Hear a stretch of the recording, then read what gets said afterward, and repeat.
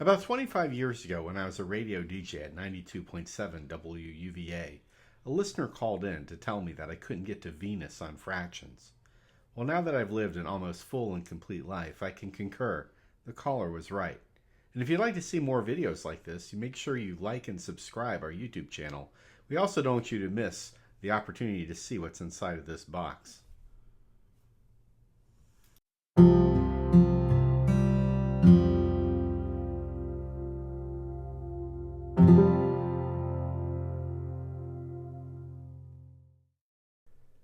Today we're going to look at the 1913 Barber Dime. The coin was graded by NGC, and we cropped the video close so that you can guess what the grade of the coin is. Leave your guess in the comments below. With exceptions here and there, the dime denomination saw steady periods of production growth since the mid-1870s.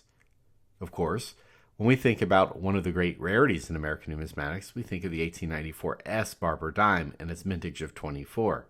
But that coin really is an outlier, as in most years and at most mints, the dime was produced in numbers well in excess of 1 million. As the 19th century turned into the 20th century, the demand for the dime only increased. During this period, it would not be unusual for the Philadelphia Mint to churn out 10 million or more Barber Dimes in any given year. 1913 fits among a cluster of heavy mintage Barber dates, with 19,760 struck, and it's therefore considered to be a type coin.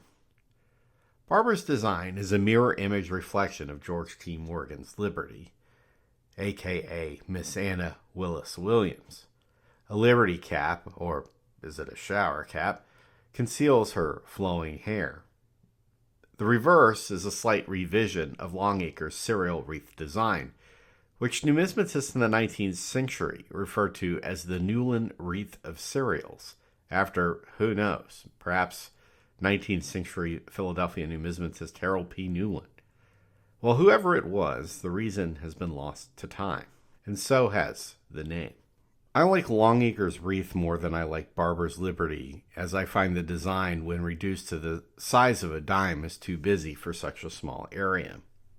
It seems to me that Barber's design comes off much better in the quarter or half dollar. On the dime, it is too delicate, too many fine details that seem to get lost. I think I know why. If you look at the obverse of the Barber Dime, you see the word Liberty is inscribed in tiny letters on the diadem or crown. It's so small you'd be forgiven for not noticing that it's there. Wrapping around the coin is the legend, United States of America, with the date below. And you see that when you go to the reverse, the Longacre design, the only text that's present is the denomination encircled by the wreath. Basically, the reverse is undesigned. This wreath motif traces its roots back to the start of American coinage and then back into European coinage. It's a sort of coiner's clip art, if you will.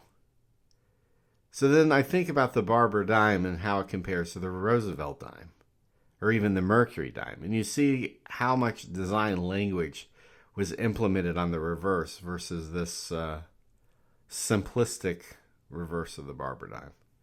Barber Dimes, as is the case with all dimes, have a fairly strong following. Collectible coins are available in grades from good to mint state. In 1960, you could have purchased a mint state Barber Dime and a common date for about $15 each. Today, they're worth considerably more. A 1913 Barber Dime in AU can trade for about $90, while mint state examples can sell for several hundreds up to $1,000 or more, depending on the state of preservation. So what grade do you think this Barber Dime is?